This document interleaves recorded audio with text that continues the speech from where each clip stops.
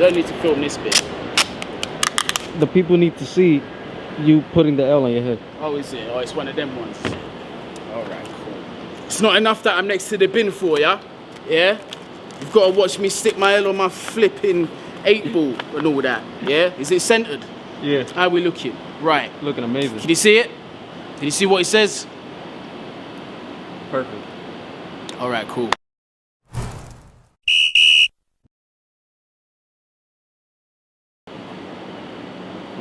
What's going on, people, and welcome to Man Knows Football. You are here with Guni, and as you can see, I am holding my L. Yes, my Jules Kounde L. I was giving it the absolute big one the other day. I was telling Gerard Romero to shut his mouth. I was telling managing Barca to shut their mouth. But it does look like Jules Kounde will be going to Barcelona. Therefore, I am in the bin, completely in the bin. Now, I had this idea of actually doing it inside the bin. Then I saw some cockroaches and I remembered that I'm in New York City and they do have a thing called rats here. And I'm not trying to get mashed up by any of those things. In fact, if I see one, I might just run off unexpectedly. You just might see a big open space here because Guni will be out of here. So, Jules Kounde looks like he will be signing for Barcelona, if it is to be believed. We apparently were this close. We bid 55 million pounds, I believe it was, or 55 million euros for Sevilla. That was their asking price at first. Then Monchi decided to turn around and say, you know what, I would like an extra 10 million in add-ons. And it looks like Chelsea are not trying to meet that. But even if we did, apparently Jules Kounde preferred to go to Barcelona anyway. Who can we blame but ourselves? So this L is not just for Guni, it's also for Chelsea Football Club. Because this is a deal that we've been working on for the absolute longest. Last summer we were supposed to get him, we didn't get him. Terms have been agreed with this guy for like nearly 2 years. How we have bottled this is absolutely amazing. I cannot actually believe what I'm seeing, but yet here we are. Now I'm standing here with an absolute massive L on my forehead, having to own this shit next to the bin. This is not cool. So Chelsea, what other solutions do you have to drag me out of the bin? Yeah? I'm going to give you a couple. Milan Skriniar over there at Inter Milan. Centre-back, 27 years old, I believe he is. Has been performing at a very, very good level for the past couple seasons now. So I would like to see us at least try and test the water for him. It has been rumoured that PSG were looking to make a 70 million euro bid for the player. And you never know with PSG. By the time I upload this video, it might be a case where he's already signed for PSG because clubs know how to get business done quickly. Unlike Chelsea, we take forever to get deals done. So that could be the case by now. Hopefully it's not. If it isn't, I would love to see Chelsea test the water there.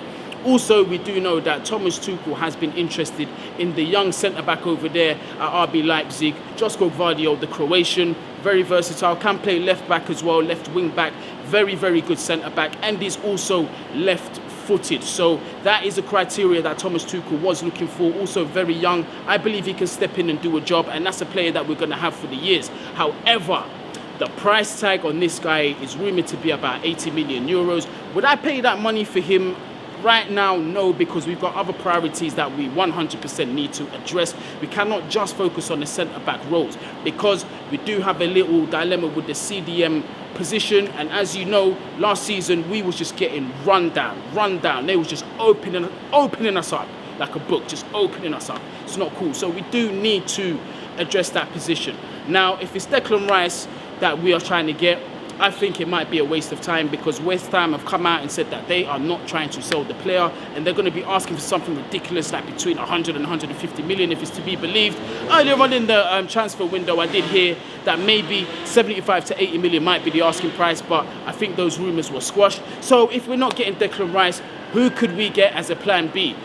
This brings me on to Frenkie De Jong of Barcelona. Now, the first thing I'm going to say, a lot of you are thinking, well, he's not naturally a CDM. No, he's not. But I will say this, I've seen him operate there and I think he is competent to do a job for at least one season.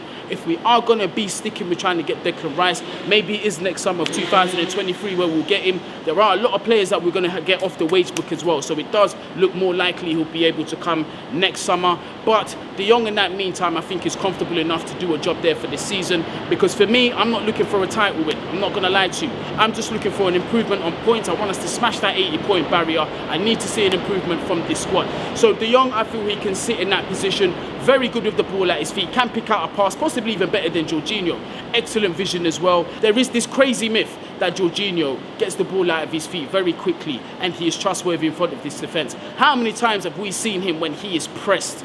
Yeah, he is unable to work his way out of that position. He puts the defenders under pressure when he loses that ball.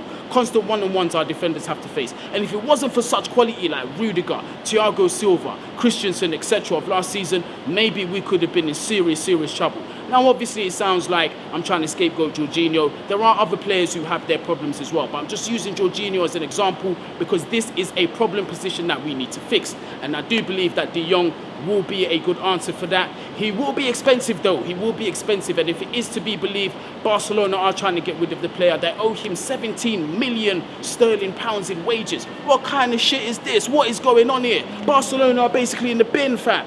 Yeah, alongside me. How are they getting all this money when basically the club is on its last legs? What's going on? Financially, they're in an absolute mess. They have to sell these, they have to do these economic livers to be able to do some kind of business. I don't know what's going on over there at Barcelona, but they keep mudding everybody especially Chelsea Football Club. So if we were able to get De Jong, that would be sweet. He is attainable as well. And if rumours are to be believed, De Jong doesn't actually want to go to Manchester United. He would rather go to Chelsea, where we have Champions League football. And if the brown envelopes are to be believed, that Frenkie De Jong does not like the way Manchester United Football Club is run. So that is a good look for us, and that does give us an advantage. Barcelona are desperate to sell. However, it still is a very complicated situation because I don't think any human being on planet Earth is going to want to give up 17 million pounds of their own money just to move to another club. I think he's going to want to get his money back. So it's going to be an interesting one to look for. But there should be other options. I mean, you've got Matheus Nunes as well over there at Sporting Lisbon. Come on, guys, man. We really do need to start going for targets in key positions, because if not, we're just going to keep getting left further and further behind. And even worse than that, teams around us are actually building and identifying their problem areas. Look at Spurs, they are not playing. Look at Arsenal, so far they've done good recruitment. We are at risk of getting caught up by these guys. Forget about Liverpool and Manchester City. We now need to look behind our back if we're not going to do our business properly. I'm not even going to lie. Now, my cameraman has looked to the left and it's made me a little bit nervous. I don't know if he's seen a rat or a cockroach or something like that, but I am about to dust. I'm about to run. So people, listen, I'm here still holding this Kounde L.